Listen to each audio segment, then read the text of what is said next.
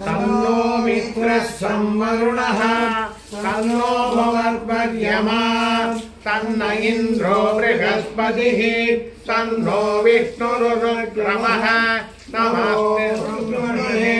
नमस्ते वायो त्वमेव प्रत्यक्षं ब्रह्मासि त्वामेव प्रत्यक्षं ब्रह्म वदिष्यामि ऋतं वदिष्यामि सत्यं वदिष्यामि तन्मामवतु तद्वक्तारमवतु अवतु माम् अवतु वक्तारम् ॐ शान्ति शान्ति शान्तिः शीर्षाम्यास्यामः वर्णस्वरः मात्राबलम् सामसन्धानः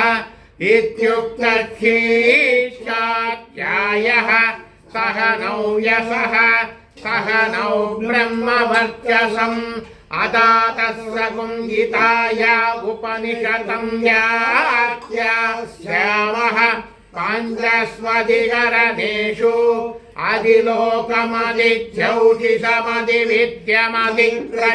अधिलोकमधिज्यौतिषमधिविद्यमधिप्रजमध्यात्मम् कामहासकुंहिता इत्यासक्षते अथाधिलोकम् पृथिवीपूर्वरूपम् द्यौरुत्तररूपम् आकाशसन्धिः वायुः सन्धानम् इत्यधिलोकम् अथाधिज्यौतिषम् अग्निपूर्वरूपम् आदित्य उत्तररूपम् आकाशसन्धिः वैद्युतसन्धानम् इत्यधिज्यौतिषम् अथाधिज्यम् आचार्यपूर्वरूपम् अन्ते वायुत्तररूपम् विद्यासन्धिः प्रवचनगुं सन्तानम् इत्यधिविद्यम् अथाधिप्रजम् मातापूर्वरूपम् पितोत्तररूपम् प्रजासन्धिः प्रजननगुं सन्तानम् इत्यधिप्रथम् अथाध्यात्मम् अधरागणपूर्वरूपम् उत्तरागणोत्तररूपम् वाक्सन्धिः जिह्वासन्धानम् इत्यध्यात्मम् इति महामहासहुंहिताः एवमेता महासहुंहिता व्याख्याता वेद सन्धीयते प्रजया वसुभिः ब्रह्मवक्षसेन अन्नाद्येन त्रिवर्तिलोकेन यत्सन्दसां वृषभो विश्वरूपः छन्दोभ्यो नमृता सम्बभूव तमेन्द्रो मेघया शृणोतु अमृतस्य सेवकारणो भूयासम् शरीरं मे विचक्षणम् जिह्वा मे मधुवर्धमान् कर्णाभ्यां भूरि विश्रुभम् ब्रह्मण कोशोऽसि मेधया विहितः श्रुतं मे गोपाय आवहन्ति वितन्वाना कुर्वाणासीरमात्मनः वासागुंसि मम कावस्य अन्नपाने च सर्वदा तदो मे प्रियमावह रोमसां पशुभिः सह स्वाहा आमायन्तु ब्रह्मचारिणः स्वाहा यशो जने तानि स्वाहा श्रेयान्वस्य सोऽसानि स्वाहा अन्वाभगत् प्रविशानि स्वाहा समाभगत् प्रविश स्वाहा तस्मिन् प्रसादे निवगागं त्वयि वृधे स्वाहा यदा प्रवतायन्ति यदा मासा अगच्छरन् एवं मां ब्रह्मचारिणः बाधरायन्तु सर्वतः स्वाहा प्रतिवेदोऽसि प्रमावद्यस्व भूर्भुवः सुवरितिव एतास्तिरो व्याहृदयः आसामुखद्वैतां च माहासमस्य प्रवेदयते महैते तद्ब्रह्म स आत्मा अंगान्यन्या देवताः भूरिव अयं लोकः भुवनित्यन्तरिक्षं सुभवित्यसौ लोकः महैत्यादित्यः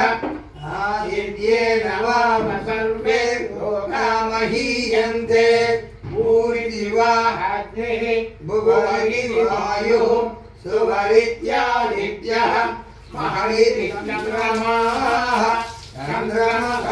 चन्द्रमसावानि ज्योतिषि महीयन्ते भूरिव वृषः भुवनिति सामानि सुभविति योगुंसि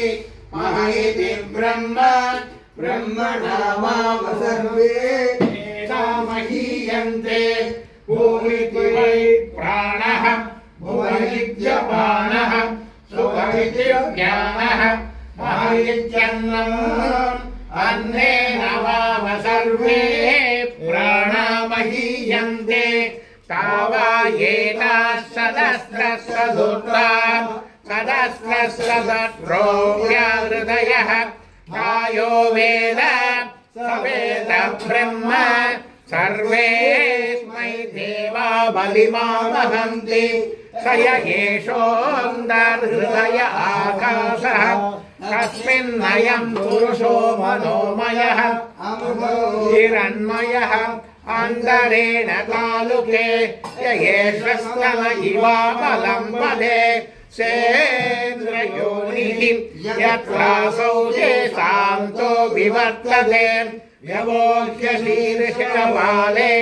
भूरित्यग्नौ प्रतिष्ठति भुव इति वायौ सुवरित्यादित्ये मह इति ब्रह्मणि आप्नोति स्वराज्यम् आप्नोति मनसस्पतिम् वाक्पतिः चक्षुष्पतिः श्रोत्रपतिर्विज्ञानपतिः एतत्ततो भवति आकाशशरीरं ब्रह्म सत्यात्मप्राणारामं मन आनन्दं शान्तिसमृतममृतम् इति प्राचीनयोग्योपास्व पृथिव्यन्तरिक्षं ज्योतिषो वान्तरदिशाः अग्निर्वायुरादित्यः चन्द्रमा नक्षत्राणि आप ओषधयो वनस्पतय आकाश आत्मा इत्यधिभूतम् अदात्मम् प्राणो व्यानो वान उदान समानः चक्षुश्रोत्रम् मनो वाक् तत्सर्वभावं सद्गोष्णावास्ति मध्य एतदनिमित्ताय सुचिरवोचते पाङ्क्तं वा इदगं सर्वं पाङ्क्तेनैव पाङ्क्तगुस्पृणोतीति ओमिति ब्रह्म ओमितीदगं सर्वम् ओमित्येतदनुकृति अस्मदाप्यो श्रावयेत्याश्रावयन्ति ओमिति सामानि गायन्ति ॐ सोमिति शस्त्राणि सगुंसन्ति ओमित्यभद्रप्रतिकरं प्रतिगृह्णाति ओमिति ब्रह्माप्रसौति ओमित्यग्निहोत्रमनुजानाति ओमिति ब्राह्मण प्रवचन्नाः ब्रह्मोपाप्नवानीति ब्रह्मैवोपाप्नोति ऋतं च स्वाध्याय प्रवचने च सत्यं च स्वाध्याय प्रवचने च अमस्य स्वाध्याय प्रवचने च अमस्य स्वाध्याय प्रवचने च अमस्य स्वाध्याय प्रवचने च अग्नयस्य स्वाध्याय प्रवचने च अग्निहोत्रस्य स्वाध्याय प्रवचने च अदितयस्य स्वाध्याय प्रवचने च मानुषस्य स्वाध्याय प्रवचने च प्रजास्य स्वाध्याय प्रवचने च प्रजनस्य स्वाध्याय प्रवचने च प्रजाविश्य स्वाध्याय प्रवचने च सत्यमिति सत्यवसाराधीधनः तमयि तमो नित्यपौरुषेः स्वाध्याय प्रवचने ये वेदि नभो मौद्गल्यः तद्दिगवः अहं वृक्षस्य रेरिव कीर्तिविष्टङ्गरेरिव ऊर्ध्वपवित्रो वाजिनीव स्वमृतमग्ने द्रविणपुंसवस्य सुमेधामृतोक्षितः विदित्सङ्गो वेदानुवचनम् वेदमनुजाचार्यं देवासिनमनुदास्ति सत्यं वद धर्मं चर स्वाध्यायान्मा प्रमदः मानवान्याय प्रियन्दनमावृत्य प्रजातन्त्रम् आव्यसेत्सि सत्यान्न प्रमदितव्यं धर्मान्न प्रमदितव्यम् भूमान्न प्रमदितव्यम् भूत्यैन प्रमदितव्यम् स्वाध्याय प्रवचनाभ्यान्न प्रमदितव्यम् ओ भव आचार्य देवो भव अतिथि देवो भव यान्यनवत्यानि कर्माणि नो विसेवितव्यानि नो इतराणि तानि सुचरितानि तानि द्वयोपास्याम् वियादेयं संविधादेयम् अयनिते कर्म विचिकित्सा वा वृत्तविचिकित्सा वा स्यात् एतत्र ब्राह्मणाः सम्मर्षिणः एतत्र ब्राह्मणाः सम्मर्षिणः युक्तायुक्तायतनुवाद्यं सन्नो विग्रहं वर्णः सन्नो भवद्भद्यमान् त्वमेव प्रत्यक्षं